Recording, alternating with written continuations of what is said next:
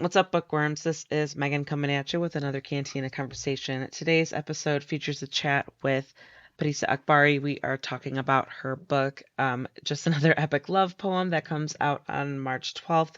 This was such a cool conversation with Parisa. I really enjoyed learning about how, like, her career as, doing social work and psychology with and counseling with adolescents, kind of helped give her unique insight to write this book, and also just kind of gushing over her cool characters and all that good stuff. But either way, I'll let you guys get to it. Here is Parisa. Okay, so today we've got Parisa Akhbari. We are talking about Just Another Epic Love Poem that comes out on March 12th. Parisa, thank you so much for joining me today. This book was adorable, and I don't know, I always enjoy coming of age stories. There's just something like a little adorable about them, and humbling and interesting just watching characters in that weird, awkward, but beautiful period in their lives. And I don't know, really enjoyed meeting Mitra and B. I don't think I'd ever be as cool as them. I feel like they would totally intimidate me in real life. But thanks for joining me. I'm excited to dig a little bit deeper today. Thanks so much for having me, and I'm glad that you enjoyed stepping into their world and into all their intense feelings for a little bit. Yeah, yeah, intense is definitely the word for it. So to get started, can you give like a summary of the book so people can follow along with the conversation? Sure, Just Another Epic Love Poem is a queer young adult romance, and it follows main character Mitra, who at age 13 has transferred to a Catholic school, which is totally out of the realm of her understanding. And she feels like quite an outsider, but she bonds with B, another girl in the class, through what becomes a never ending poem that the two of them start writing back and forth. And the book really takes off at the start of their senior year when the two of them have been, by this point, become best friends, and they've been writing this poem back and forth with no end for almost 5 years. And they're looking ahead to graduation and finally getting out of Catholic school and all these big changes. And Mitra is trying to grapple with the fact that she's fallen in love with her best friend B and doesn't want to be in love with her and doesn't think that it's worth risking their friendship because of her feelings. And so we get to see how the poem changes as their relationship changes, what happens between the two of them, and then also how they handle the other stressors in their life. Mitra is trying to reconcile with her mother, who had been absent, coming back into her life. And they're both trying to decide what to do after high school and kind of what it means to break out of the constraints they've been in. So we get to see how poetry is this through line for them as they navigate all the changes that are coming their way. Yeah, absolutely. I think that just switching back and forth and connecting to readers on that level, it definitely adds something special to it, and I definitely want to get into it. So before that, can you go over your background a little bit? It could either be personal or professional. Just what led you to bringing your story to the world, or this story to the world? Yeah, when I'm not writing, I'm a mental health therapist working mostly with adolescents. And that definitely had a big influence on my desire to write.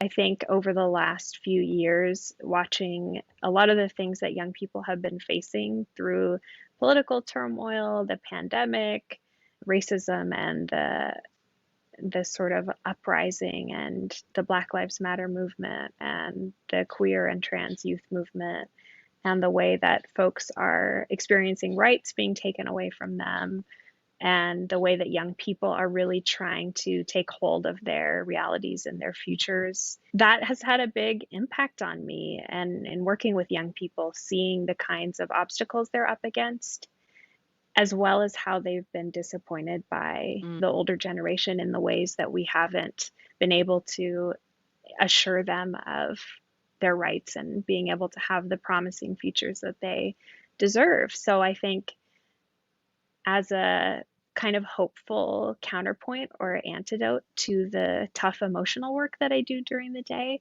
writing young adult gives me a chance to create some of these hopeful and optimistic stories that I want young people to have access to believe that they get to and deserve to have happy endings and they get to have lives where they take up space, where they're supported and accepted for who they are. Um, so that's what I hope to do through just another epic love poem. Yeah, I second that. I think that's so powerful, and the work that you do is so important because you're absolutely right. Like the young generation, I feel like it happens with every generation. We're a little condescending towards them. We downplay their struggles because, oh, you're young, you're a little young pup, you haven't been through the world yet. But they're still, it's like how we were all teenagers once, yes. But so that even means we understand, we should be able to empathize and understand how frustrated we were during that time, been like, oh, these old people, the older generations, they blah blah blah. It's like a cycle and it's Yeah, so common. And yeah, like I could totally see it from, because I'm thinking like I'm a millennial, I guess technically. I'm in my mid 30s. I think that's technically I'm a millennial, and I'm all just the video, like the internet content is hilarious anyway, either way, just the jokes about it. But my niece, she's 20, and so through her I feel like I get a little more intimate observation of that generation and what they're going through and how much, yeah, like you said, like they've been affected by everything, like they're paying attention and yeah, they're like not, they're saying like, dude, this sucks, you guys, like you guys suck, like this is horrible because you yeah, guys aren't, like we still have to deal with this shit, and guess what, we're gonna be voting soon. And I think yeah. that's so good. The work that you're doing is so great. I imagine that it's hard for you maybe to like just see any optimism, but I don't know, I'm thinking about my niece, and she's just, I love how unapologetic that generation is, that they're just like, you know what, they just get real and they're outspoken and they are just like, just very aware, it seems like very self-aware for the most part, or at least more than, I think maybe more than I was at that age, I don't know. They're just not, The internet, yeah, they don't the care about access how that they they look, have, yeah, yeah. they have so much more access to knowledge and to each other and to marginalized community spaces than I think we did. And I think the tension that I come back to when writing young adult is the tension between experiencing adult problems and stressors, whether we're talking about racism, homophobia, the consequences of climate change, whatever it may be, but not having the tools of adulthood at your disposal, not being able to vote or make decisions or choose what happens to yourself, to your body, to the things and people around you that matter to you.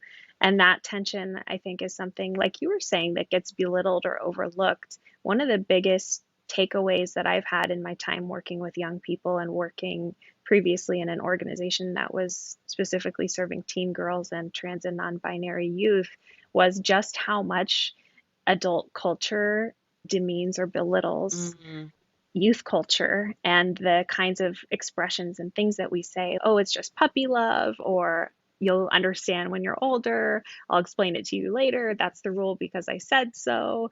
You don't know what you're doing. You're immature. You're irrational. Your feelings are just because of hormones, right? There's so many things that we say to young people to and invalidate their dismiss them, yeah, experiences. yeah. Yeah, without acknowledging that this is a group of folks who don't have a lot of rights and who do have a powerful voice and a lot of insights that we could benefit from, that we could learn from if we make space for them.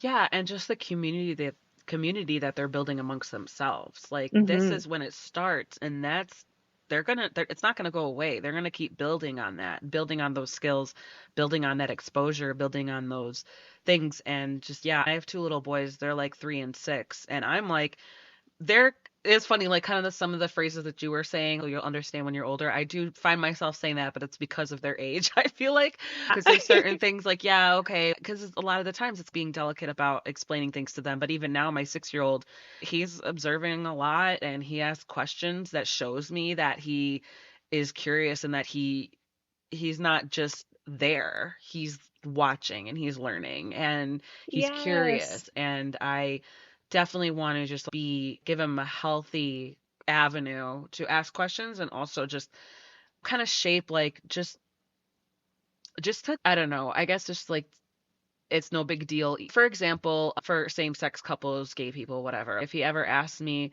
I'm pretty sure he like has an idea we have a few close friends who are in same-sex marriages. And so I don't know if he's put two and two together yet, but I feel like it I want to be able to approach it in a way that's it's just when you know how a man and a woman, mommy and daddy love each other. Sometimes a man and a man love each other, sometimes a woman and like something as simple as that where it doesn't have to be like so controversial. It's just yeah, like the person that I fell in love with happened to be the opposite sex. That's just all how it is. And Yeah. if they ever found themselves of that sexual orientation, I think, you know what, I would still cross that bridge when I come to it. But I feel like, yeah, obviously we love you either way, no matter what kind of partner you have, as long as they like respect you and they have something going for themselves and they treat you right, blah, blah, blah. It's the same across the board. And if there are certain experiences that I can't relate to and that I can't help you with, but you know, oh, we're here for you no matter what. Maybe we can connect you with someone or maybe whatever. I just want to say, I just want to be supportive and just raise them to be like, also, they're very blonde, very fair skinned. So I think that's also why I'm paying a little bit more attention to that. I just want to make sure that they're aware, like, there's different people, there's people of all different colors, people of all different types, no matter what, like everyone's equal, everyone is a human being. That's all it comes down to. That's the base of it. And yeah, I exactly what you're saying, where I'm definitely trying to be mindful of that, where I don't want to come off as condescending, but also I'm like, I'm not ready for this right now. I don't know how to approach this subject matter. And sometimes I'm not good at articulating things, or at least to him. So like kids, like, I'm gonna go off all over the place here, but so like one time he asked me, "Mommy, what does sarcastic mean?" And I was like, "Oh shit! Like, how do I explain sarcasm to a 6-year old?" So it's like something as simple as that, and where the more serious topics, like they were learning about Martin Luther King Jr. because the holiday just passed, so he was talking about it at home and stuff. And we're like, yeah, well, what do you remember about him? What did you learn about him? Blah, blah, blah. And so, yeah, that was like opportunities like that. But I'm right there with you, or worry about 10 years from now. And especially because of the technology, especially because of social media, especially because of just the online community that they can find elsewhere, not even just social media, just like if they're playing video games, like things like Right. that. And I just want to, we've got our work cut out for us as far as that goes, for sure. Yeah. I think with young people, you can see both the way that they've absorbed some of the dominant messages about things. So, like, you can see that they'll say this thing is for girls and this thing is for boys, or Yeah. you'll notice that they start to reproduce some of the biases that they see around them. And then you'll also notice when they maybe haven't been shaped by the dominant Yeah. story about something yet. And so being like meeting a kid who doesn't know what a same sex relationship is and explaining that to them and seeing them just be like, okay, that makes sense, Yeah. because they haven't had the experience of maybe being inundated yet with messages of like morality around that or shaming around that. So to them, it's just, oh, this is something new. I can understand that people love each other and that doesn't really have to do with gender, and it's easy for them to grasp. Kind So I of think okay, it's, understand and move on kind of thing. Like it doesn't need to, yeah, yeah. yeah. I think sometimes kids will understand something way faster than adults will because they don't always have that long history of absorbing messages that are harmful about prejudice against certain groups or things like that. So that's one of the ways that I think working with young people and stories for young people can be refreshing, is that you're giving young people an opportunity to expand their horizon or their view of what healthy and normal can look like, Yeah. and exposing them to different groups, not just by looking at them from the outside, but stepping into their interiority and understanding their inner monologue and their thoughts and their feelings through a book. That means that they're going to empathize with people who are different from them. So that's one of the things that I really appreciate about representing marginalized stories, is that you get marginalized folks being able to see themselves reflected, Yeah. and then you get folks who are outside of that experience starting to understand and empathize with people who are different from them. Yeah, absolutely. That's why I think this book will resonate with people of those, not just communities like those marginalized groups, but also like age groups too. Like that's the whole beauty of YA.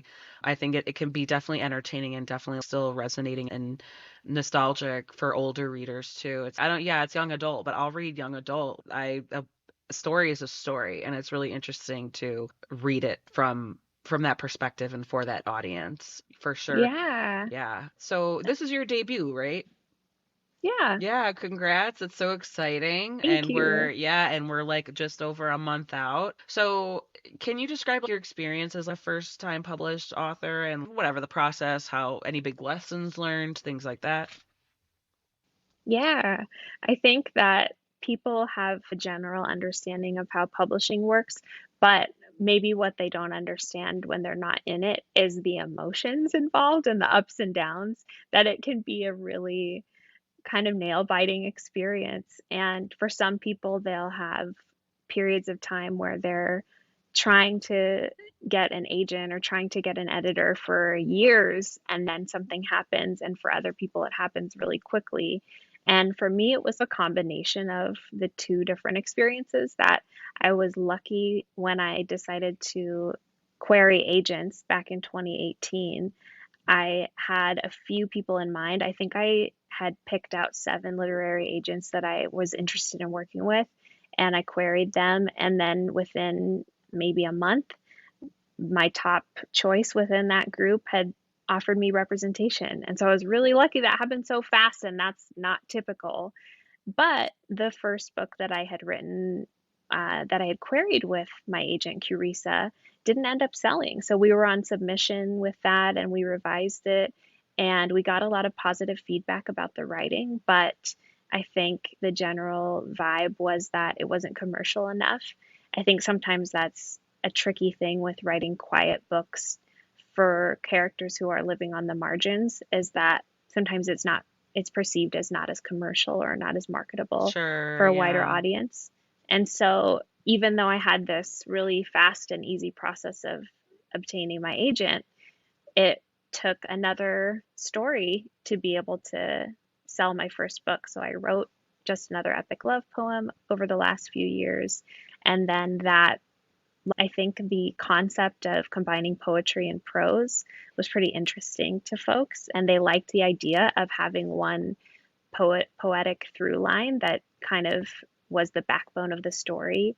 And so we got a lot of interest from publishers, and the sale happened really quickly. And I was lucky to have a bunch of offers on the table and be able to choose the editor and house that I really wanted to work with, which was Ellen Cormier at Dial, which is through Penguin Random House.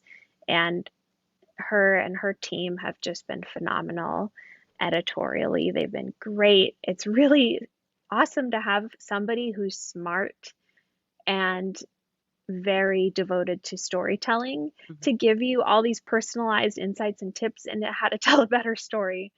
So that's something I've benefited from, and I don't think the book would be what it is today without the support of the editorial team. Yeah, absolutely. And it's like a give and take. Like you have more cooks in the kitchen, but it's like you trust their expertise, right?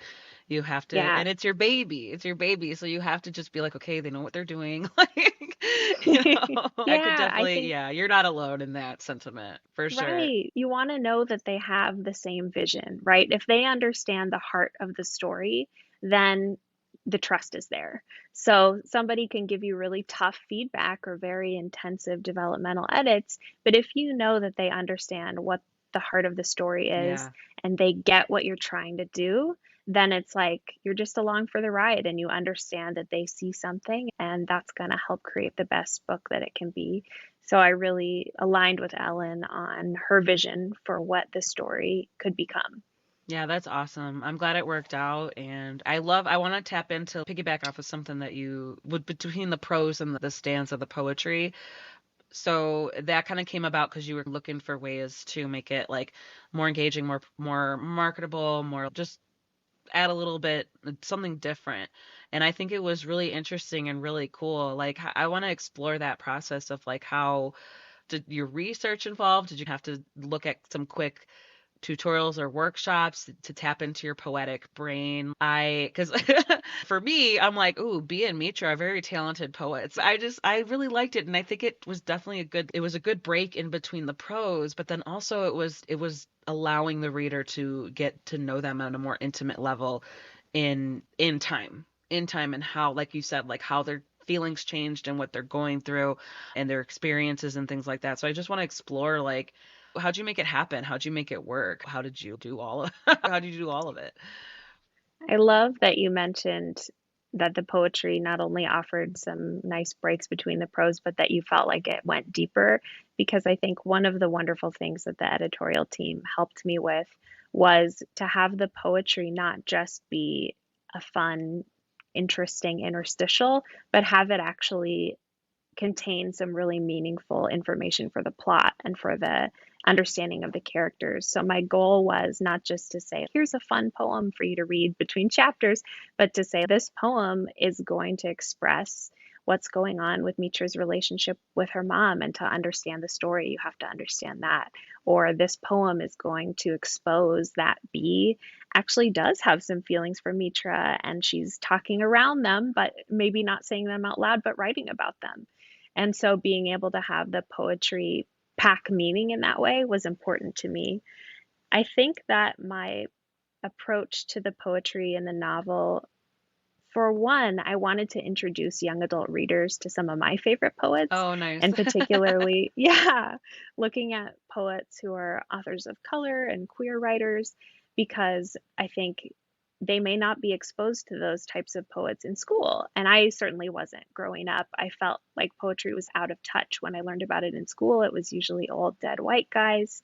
No offense to them, great stuff, but I didn't see myself represented and Yeah, I didn't feel, oh, that's my voice, that understands me, right. that resonates with me. And so I wanted to introduce them to poets like Naomi Shihab Nye, Khalil Gibran, Hafez, who's a big ancient Persian poet in Iranian culture, and then mentions to other poets like Mary Oliver and other folks throughout the text so that the young adult readers could maybe start to look up some of these Yeah. folks and see if they're interested in reading more and to see how Mitra makes sense of her world through the things that she reads from other writers.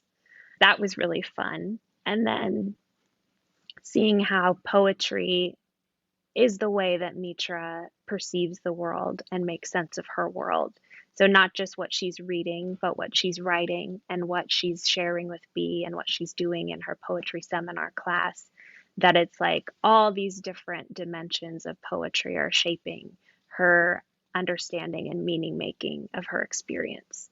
Yeah, yeah, absolutely. I love that. I love that how, yeah, because they definitely that it's also a way for her to for Mitra to understand or oh God, what was the instructor's name in the poetry seminar where she used the example and Mitra was like, "Oh, like that kind of like light bulb where she knows what she's talking about. She's a real one." Like she Yeah. loved that because that was also a way for like Mitra to trust her and to really take her seriously, more seriously, and to have a hunch of where this class is going to be different. This class is exactly what we were looking forward to. And also, side note, I love the King Princess reference in the story. I discovered King Princess a few years ago. I think I was just it might have been like a regular like a suggestion or I might have seen it like in a movie or in a clip where I was or heard it and I wanted to look it up because I really enjoyed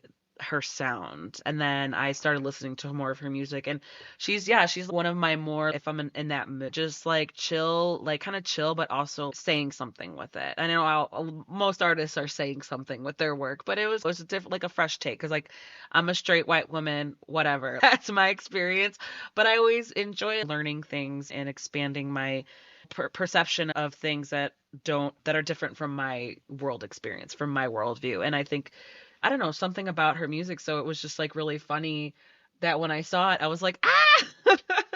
Yeah, just in the way that poetry was a big part of the writing process for me, music was as well, because I think there's such poetry in a lot of the lyrics that King Princess writes and other musicians that I listen to, I was coming up with a playlist for the book for a blog that'll come out later. And they asked me to explain why certain songs were so pivotal to the writing for me. And in writing about the King Princess song that I chose, which was Prophet, I I realized with every book that I write, I start with some sort of image that's in my head Mm. that creates some questions for me. And for this book, I had this image in my head of two girls sitting in a chapel, splitting their earbuds, listening to a King Princess song while they're supposed to be paying attention to Mass. And I was like, what's up with them? Where did this image come from? Why are they there? Why are they stuck there? It's clear that they'd rather be doing something else, and that something else is probably gay. And I wanted to understand what their story would be. So that song was a big anchor point for me in writing the book. And so was the poem by Naomi Shihab Nye, Kindness, which kind of is like a bookend that it starts the book and it ends the book as well, but a different segment of the poem. So it reveals something different for the characters.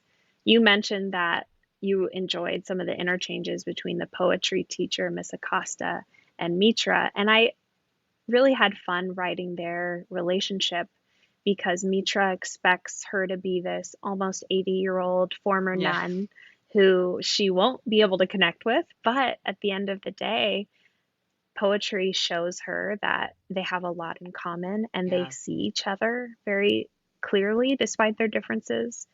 There's this shared value that they have around justice and empathy and compassion that Mitra isn't really seeing in her other reflections of Catholic school. So she finds that Miss Acosta is actually a pretty rare and special person for her to connect with. Yeah, and I love that moment where she was approaching her about an opportunity and I was like when Mitra said, "We'll try to be spoiler free, but I don't think this is much of a spoiler." But she was just like, "Just so you know, I'm bisexual." And she's Yeah. okay. What does that? Thanks for sharing that with me. It was like I loved it because it would just helped her kind of yeah, and not just for I guess there's something to say there about also on from Mitra's point of view where she was proven wrong. Like obviously the whole institution of a Catholic school, you know what to expect, you know what you're doing, kind of thing, you know what you shouldn't do, all that stuff.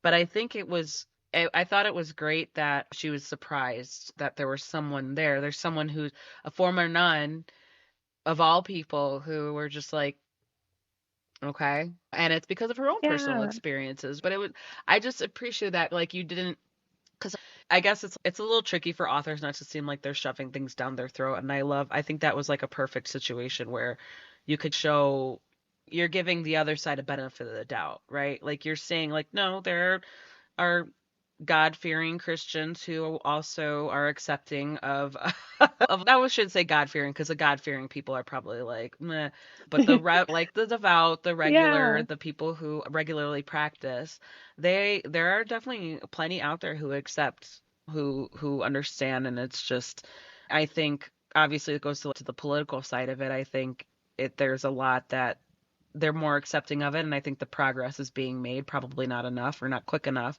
But yeah, it's like I don't want to judge a book by its cover, and I think she like what you offered in that opportunity there was she was like, "Oh, okay then, proceed, go on." Yeah. Miss Acosta goes out of her way to make sure Mitra knows that she is welcome and accepted and what she has to say matters to Miss Yeah. Acosta. And I think that's so special because Mitra, from a perspective of Catholicism as an institution, she understands that she's not welcome. She's seen as a heathen who is also queer and who comes from this Iranian American background. Her father was raised Muslim. There's a lot that is communicated to her about how she doesn't fit in, and Miss Acosta is aware of that water that they're swimming in and Yeah. goes out of her way to say, Mitra, I think what you have to say is important, and I think you have promise, and I want to connect with you, and I care about how you're doing when you're not doing well. And so I think, personally, I had teachers like that growing up who made all the difference in the world. And I think I wanted to show that within, even within some of the structures that can be so challenging and oppressive for young people, there may be adults who can act as lifelines to help them make it through and make it out.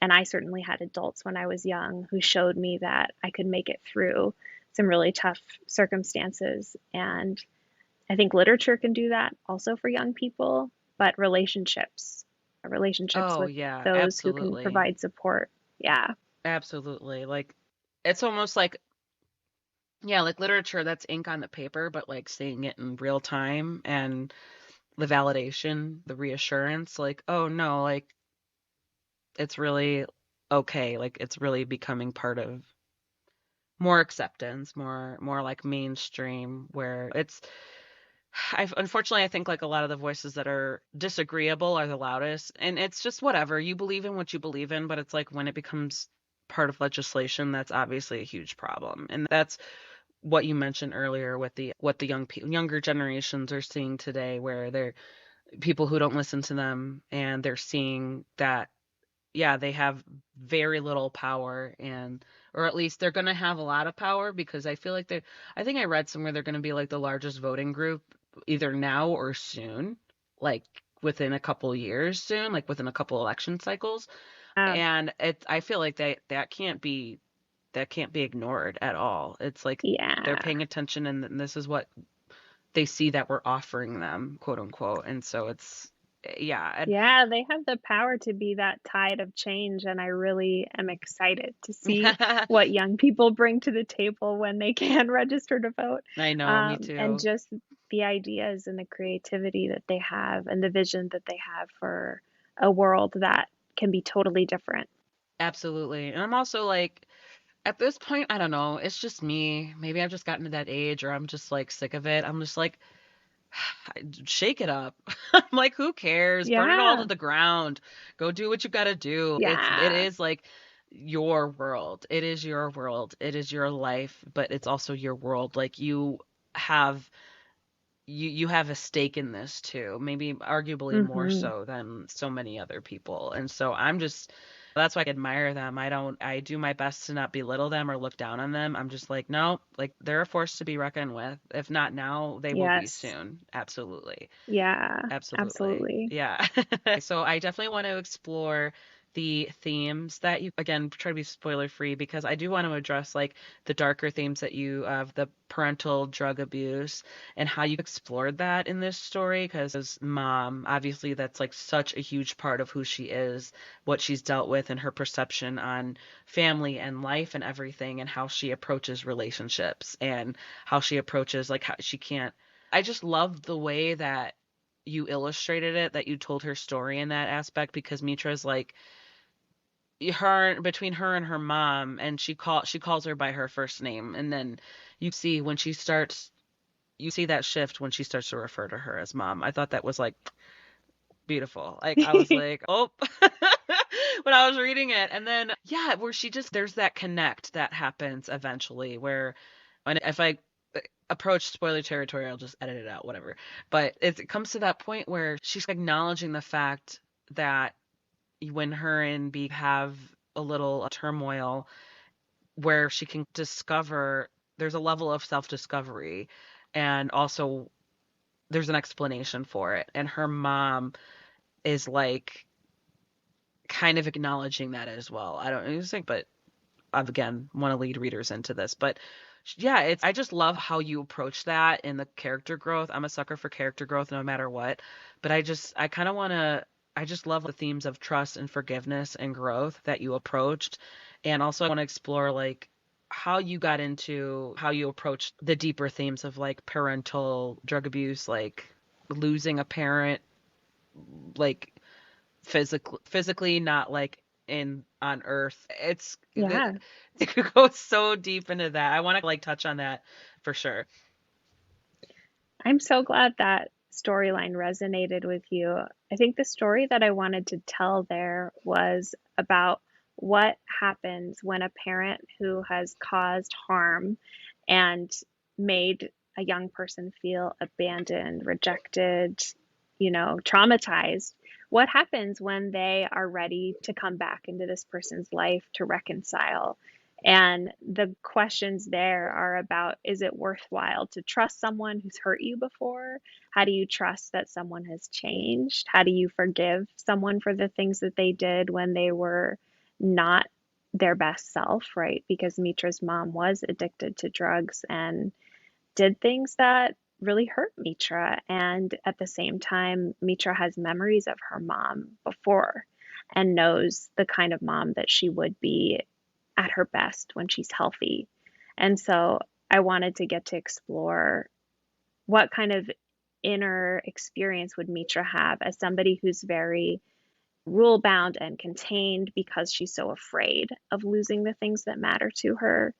How chaotic it might feel to all of a sudden have somebody, even in a healthy place like Yeah. Jale Mitra's mom is, I'm here and I'm opening my arms to you and ready to reconnect with you, and how unstable that might feel for Mitra when she has kept herself safe by keeping everything very small and contained, and even keeping her feelings for B and her relationship and friendship with B very contained and very safe and small because she's afraid of what will happen when anything changes.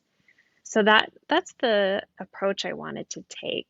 I think that in the story addiction, I was able to bring in some experience as a therapist about how I know that affects families. But the larger story for me was less about the addiction and more about what it's like to try to repair and reconcile with a parent who has messed up in a major way and has really hurt and disappointed their children. Because I think a lot of us as readers can think about stories of young people who are orphans, or one of their parents has died, or one of their parents is out of the picture. They've never met one of their parents. But there's not a lot of stories about a parent who was absent and estranged Yeah. and is now ready to show up, and what that might mean, how scary that can be, even when on paper it's a positive thing, Sure. how much turmoil can come up. Yeah. Yeah. I love how you phrase that, where it's like how scary it can be, because Mitra was definitely, she was so resistant, and you can just feel how big of a leap it was for her to cross that threshold. And also the struggle between her and her sister, because she's a protective one because she knows what she remembers more, and she also wants to spare her sister from that. She wants to warn her, but her sister's, I'm my own person. This is what I want. And Mitra, unfortunately, she also understood that too, but it took her so much of herself to just crack open that door, just to crack open that door Yeah, again. And then when, again, spoiler free, when they all feel the effects of that step, that makes it more heartbreaking. And even then she's just, this is not where I want to be. Like I told you, this is not, I yeah, don't find like joy in this. I don't want to be right. I didn't want yeah, to. No, this is, and then it sucks because it's exactly what she was saying the whole time. And even then, as a reader, I'm like, I know, girl, but maybe she's doing better. Like, maybe you can give yeah. her a second chance. And then no, Mitra's just no, reader. No, I know better. Like she, and so I just thought that was just such a powerful part of it. And just the whole acknowledgement between the two of them, where I guess it's just all want the happy ending. And I think that I'm just trying to be careful because I don't want to be too spoilery. Otherwise, I like more editing to do. But Yeah, anyway, but I also want to entice people to read the book. But yeah, yeah, it just like, I love that connect, and I love also the conversation, and also that shift where they just got real about it. You as an author, through your characters, got real about, no, yes, this is how it was, and I'm sorry that this is what you took from it. It's and it's obviously heavier than that. But yeah, when I read that part, I was like, oh shit, this is like heavy shit. And this I it's hard for me to articulate it, but I was just like I it didn't like I was refreshingly I was pleasantly surprised. I'll say that. I was pleasantly Oh, surprised yeah, at that moment where yeah, they just had on and the acknowledgement and the self-awareness, and that helped Mitra understand her feelings and her own turmoil about B and going forward with whatever they're going to be. And yeah, just being having a healthy just trusting her. Just yeah. trusting I her. I think that one of Mitra's secret fears is that she's like her mom. And in all these ways, she's afraid of and angry with her mom for the way that her mom has hurt her. And Yeah. then deep down, Mitra is afraid that, like her mom, she is destined to hurt other people, to disappoint other people, and cause them pain. And that just in the way that Mitra's mom has hurt her, that Mitra will hurt B and cause their relationship to be destroyed. And so she's really conscious of not only what does it mean to reconnect with her mom, but what does it mean to acknowledge that she could be in some ways like her mom, and she and her mom are both deserving of compassion, that it's not the end of the world or a cause to be isolated forever because you've hurt someone. It is possible to come back from that, to recover, and to rebuild trust. And the way that she ultimately can find compassion for the other people around her, I think also enables her to find compassion for herself. And that's my little therapist message in the story, is just compassion for yourself, even in the places where you might feel the most shame or the most um, secrecy. Yeah. And as a reader, I'm like, yep, personal growth, acknowledge it or figure it out, acknowledge it, own it, use it, move on. Like, I love Yeah, that. I love that. As the reader, it's just, yeah, nobody's perfect. We fuck up. We're at the mercy of our upbringing, of our environment. We can only do so much. But if you acknowledge it and learn how to navigate that, like, you're going to be a rock star moving forward. I think maybe that's probably, now the words are coming to me. Maybe that's why it resonated with me so much, because I was like, yes. I was like, do it for yeah, both of them. I was like, yes, Mitra, yes, Mitra's mom, get that self healing done. Do it. Like, growth. yeah. 100%. I You love it. know, Yeah, people, absolutely. yeah, So, people respond to trauma in different ways, right? And yeah. I think Mitra's way was really to close around herself and develop a shell that she thought would protect her from any harm. And that's different from her sister's approach. And some of that is that they're different people, and some is that they were different ages when things happened. But I think over the course of the book, Mitra learns that although the protection was important and it like served a very vital purpose for her, that isn't what she needs moving forward. Yeah. Is It's not to close herself off from others, but actually to be brave enough to risk the connection and to Yeah. opening herself up to that trust again. Yeah. It's like risk and reward. Like, you risk, Mhm. you open yourself up more, but the reward is that much better. Yeah. Absolutely. So just a few more questions before we wrap up here. Okay. I know this is a loaded question, but I want to ask it anyway. So, what were the most challenging parts to write? What were the most enjoyable parts to write? Ooh.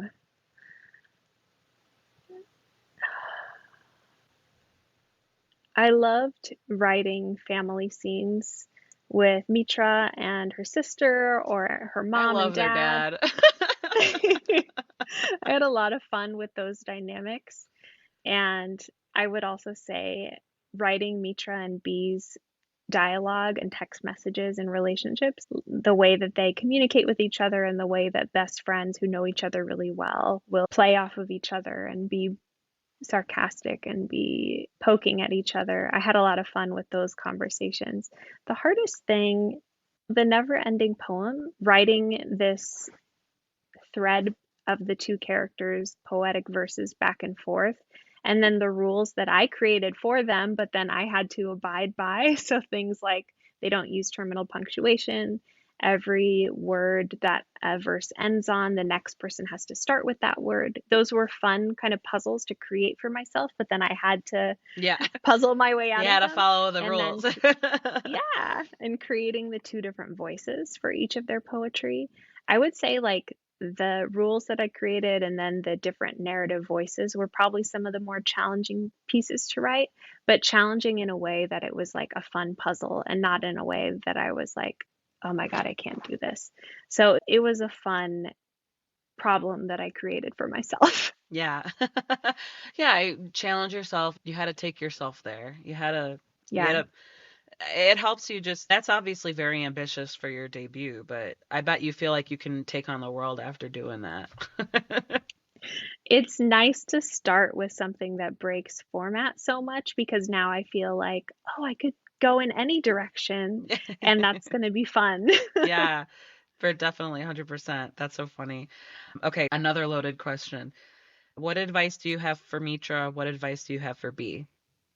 Oh, I think for Mitra, she hears this advice through the poets that she reads and through Miss Acosta over the course of the book.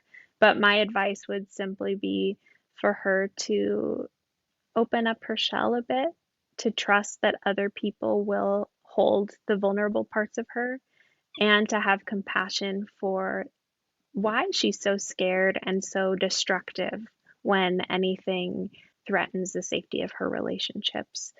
Because there's a reason, and that is rooted in her experiences of trauma with her mom growing up. So the compassion piece would be big for Mitra. For B, I think that her struggle with her family and also with Mitra is to understand that she's good enough. She is enough as she is. And the things that she's done in the past do not define her. The mistakes that she's made, the way that she is messy and complicated, is actually part of her beauty. And so for her to see that she um, is worthy and she deserves all the good things that happen to her. Absolutely. I love that. Because, like I said, if I met them in real life, I'd be like, oh, you guys are too cool for me. But that's part of the vulnerability. That's part of humanizing them. It's just, yeah, they're not intimidating. Maybe I'm just a little intimidated because they're so cool. Like, they're still people. But I I love love that that. you think they're cool because I'm sure everyone around them would think that they're nerdy, but I think they're cool. Hey, at this point, I'm like, I think maybe it's about their style and their approach to life. They're like, because we get insight into like their little private little quirks that they don't Yeah, share openly. And so maybe that's right. why I'm like, and I think Mitra, because Mitra looked at B when she first met her and she was like, oh, she's a cool girl. So I'm Yeah, like, yeah, like she is too cool. Whatever. yeah. Yeah, no, absolutely. I love meeting them. I love this story. Parisa, what is next for you? Are you working on anything, your next book, whatever, that you could talk about? Yeah, I'm going to be starting another YA project soon. It's still in the very early stages, but I'm so excited to get to, like we were talking about, see that I could go in any direction with format and that I'd have fun with that. Aside from writing another book, I'm doing some local events here in the Seattle area and in Oregon, and I'll be doing a couple festivals coming up in the spring that I'm still hammering the details out. And I'm really excited for an upcoming writer in residence that I'll be doing at Hedgebrook here in Whidbey Island in Washington in May, where I'll get some time dedicated out in nature to work on the draft of a next book. So, looking forward to all of that to come. That's awesome. I love that. I love that. Yeah, I don't know how far your tour, your promo activities will reach, but if you're in the Midwest and you're in the Chicago area, hit me up. Whatever events you're doing out there, I'll see if I can make it because that's where, Yay! yeah, that would be so cool. Akbari, just another epic love poem that comes out on March 12th. Thank you so much. Like I said, this book was adorable. I really loved meeting your characters, and I really loved the unique format and how you approached this story and how you're offering this story for people who obviously might be looking for it. And I'm so glad I got the opportunity to read it and to talk to you. And when you got other stuff going on, feel free to reach out and come back. I'd love to talk to you again. Thank you so much, Megan. You had such thoughtful questions, and I hope your readers and your listeners enjoy. And there you go. That was Parisa Akhbari talking about just another epic love poem that comes out on March 12th. Go ahead and check out the show notes as to where you can find links, where find her on social media, and where you can purchase the book. Rate, review, subscribe. Please follow Cantina Book Club on your favorite podcast player, and all the social media, and subscribe on YouTube. We're gonna get some. I'm trying to get some more video content up there. I really appreciate your support either way. If you need book recommendations, always be sure to keep up with the book reviews, because even if I'm not interviewing people, I'm still writing book reviews. And please also, give them ratings on Goodreads and Amazon. It really does help them out. And as always, thank you guys so much for listening.